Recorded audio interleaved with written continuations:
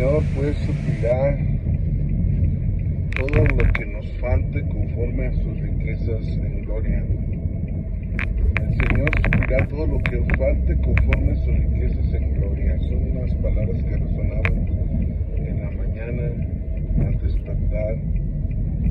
Un nuevo día bajo la expectativa y la incertidumbre de qué es lo que va a suceder en este nuevo día, en esta nueva semana. Sobre todo aquellos que pues no tienen trabajo, aquellos que no tienen una economía estable, un negocio, siempre se levantan con esa incertidumbre de lo que va a pasar, cómo le voy a hacer. Entonces dice la palabra de Dios: echando toda vuestra ansiedad sobre de Él, porque Él tiene cuidado de vosotros.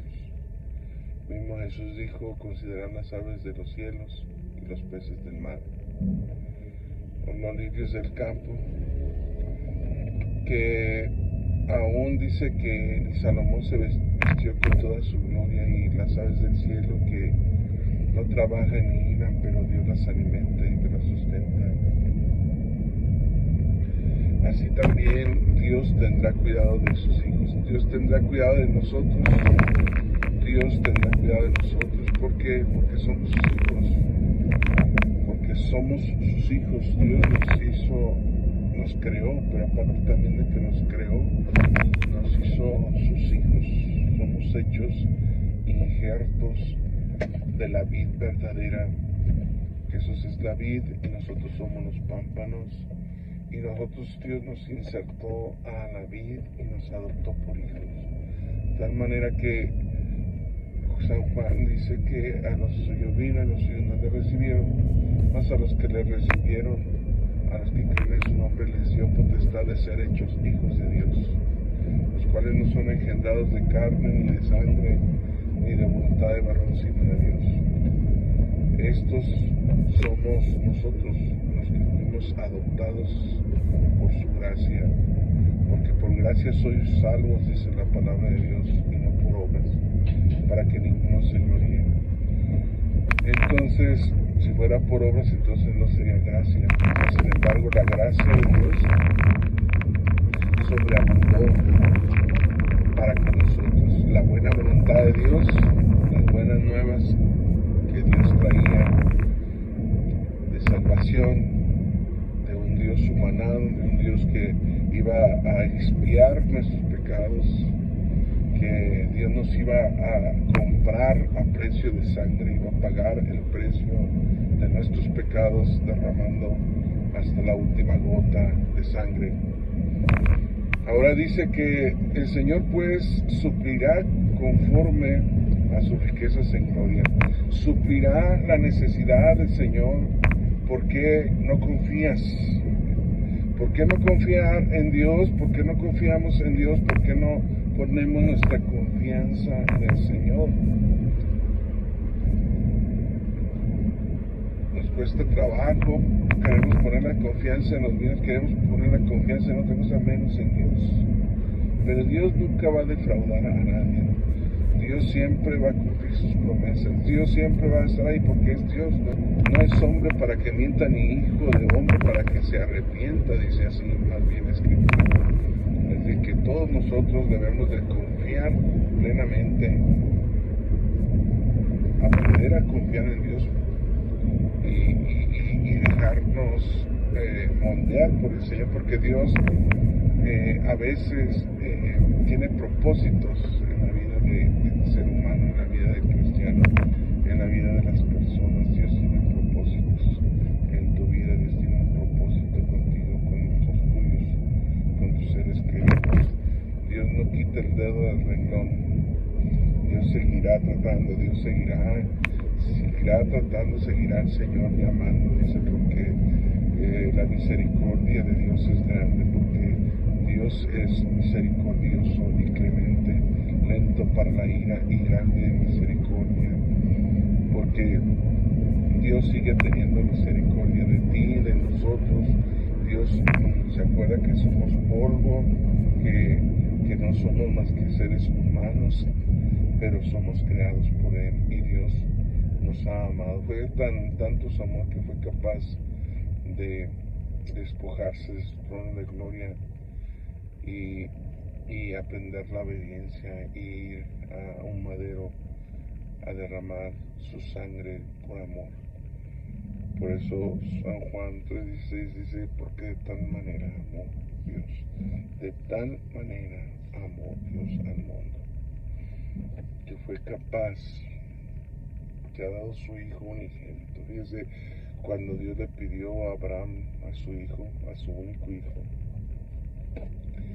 aquí pues todo lo que antes se escribió era sombra de lo que había de venir. Entonces Dios mismo ofreció por la expiación de nuestros pecados a su único hijo.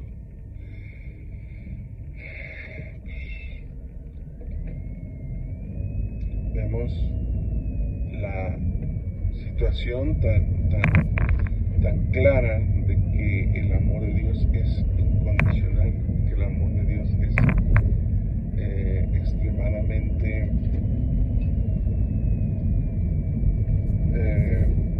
pues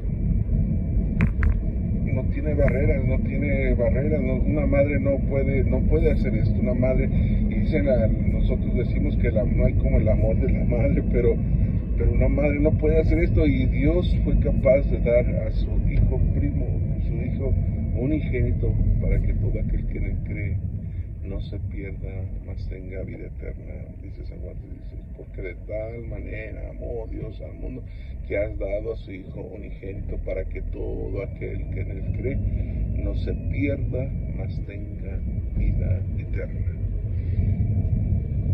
Dios quiso darnos la vida eterna, y Dios quiso que no nos perdiéramos, por eso dio a su Hijo. Perderse significa no ser guiado por Cristo. Por eso dio a su Hijo, para que ser guiados por Él, guiados por sus enseñanzas, por su doctrina, Qué fácil es entender la palabra cuando le ponemos un poco de interés, porque el Espíritu Santo nos da la revelación, nos muestra el camino, y que el Espíritu Santo nos va a guiar a toda verdad y a toda justicia. Últimamente ha habido mucha gente que se ha dejado torcer, se ha dejado manipular, y mucha gente ya ahorita pues con las redes sociales, algunas personas van y comparan las versiones de la Biblia y desmienten cosas que ni siquiera ellos entienden, porque ni siquiera se ponen a profundizar, y ya se sienten más que los eruditos que escribieron la Biblia.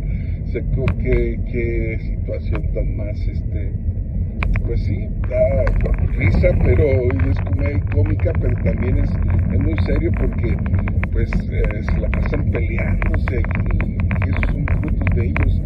Los frutos de ellos son esos, o sea, están peleando por la palabra. Dice la iglesia del Señor, no somos contenciosos, dice la palabra de Dios.